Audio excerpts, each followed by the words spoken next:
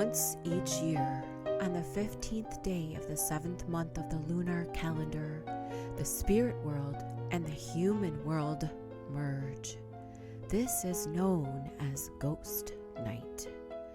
On this night, you must honor your ancestors by offering them a seat at your table and feasting in their honor.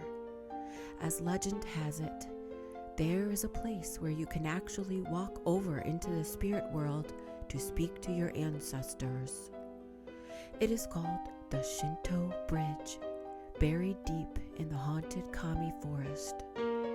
However, and this is a big however, the Shinto Bridge is hidden, and the only way to find it is through the guidance of the bridge's guardian, the trickster spirit named Okami. Okami likes to take the form of a fox. He loves tricking humans. He'll provide passage over the Shinto Bridge, but only to those who first pass several tests. And so it goes. Every year on Ghost Night, several brave souls inevitably enter the Kami forest in search of Okami. And every year they are never seen or heard from again.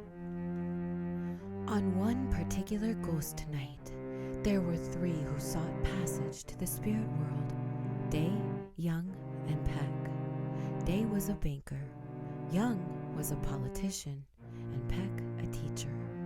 At midnight, Okami appeared to the 3 as a giant fox roaming the forest. Okami said, "I will cross you over to the spirit world, but only those who pass 3 challenges shall cross." The 3 men nodded in agreement. Okami guided them through the dark forest until they came to a small castle made entirely of sand.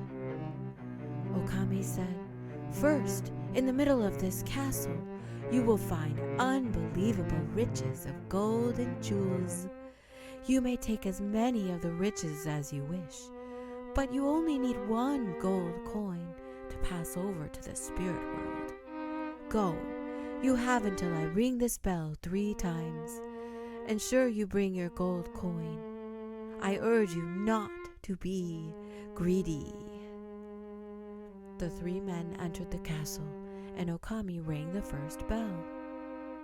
As on a beach, their feet dug into the sand floors of the castle with each step. When they reached the middle, each man grabbed a gold coin. Okami rang the second bell. "Second bell? We've got to hurry back," Peck said, as he and Young turned to leave.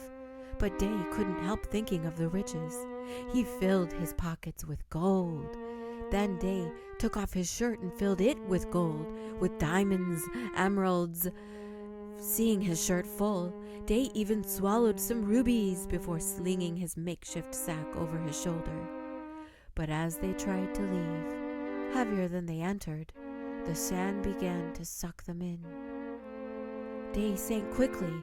Peck reached for Day, offering his hand, but Day refused to take it because he could not let go of his sack of riches. And so Day disappeared into the sand. Peck and Young hurried as fast as they could go. Okami rang the 3rd bell, and the castle sank into the ground. Okami looked at the 2 remaining and said, "Just as in life, Day allowed riches to bury him." Okami then motioned for the 2 men to follow him. They zigzagged through the forest until they came to a long shore where a demon spirit guided 2 long and narrow canoes, each with 3 seats. The 2 men paid the demon spirit with the gold coins, and Okami said, "There is a canoe with a seat for each of you, and your guides." Just then, a water dragon appeared in the front seat of each canoe, and a fire dragon appeared in the back seat of each canoe. The men set out, taking the middle seats in their respective canoes. Okami called after them, "Listen to both dragons. They are both here to guide you. I urge you not to be biased and take sides."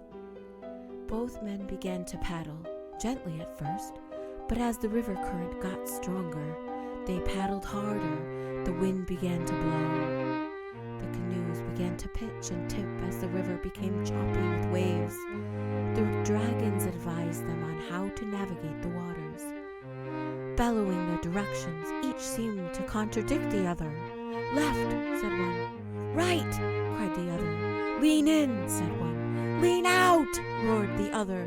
Unfortunately, Young had been raised by the fire dragons. He hated anything to do with water. And thus, each time the water dragon tried to give a direction, Young ignored it. "Steer to the right," urged the dragon. The water dragon spoke a little louder. "Right, right," but Young did nothing. "Left, left," yelled the fire dragon. Young paddled hard to the left and water spilled over the side. "Lean forward," urged the water dragon, but Young did nothing. The canoe pitched again, and more water poured into the canoe. Young decided he didn't even want to sit near the water dragon, and so he moved back to sit with the fire dragon at the back of the canoe. Suddenly, waves like mountains were upon them. Back to your seat," urged the water dragon, but Young didn't listen. The canoe was not balanced, and Young's canoe flipped over.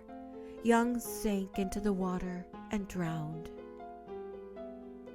Peck, however, listened to both dragons and made it across the river. Okami was waiting for him there on the other side and said, "Balance is important. If the weight of your opinion is too one-sided, your boat will eventually tip over. Listen to others. That does not mean you must agree with them, but seeing their opinion relative to yours gives you perspective." Peck nodded, and Okami looked hard at him. "It is now just you, and only one challenge remains. To reach the spirit world, you must cross the invisible Shinto bridge. May I ask, why do you want to cross?" Peck said, "I simply want a moment to thank my parents. Rather than give me a bowl of rice, they taught me how to grow my own rice. I then dedicated my life to helping others grow their own rice. Money and politics come and go, as Day and Young have shown us, but knowledge is forever." At that moment, Okami vanished, and the Shinto bridge appeared, shimmering before Peck. He crossed into the spirit world and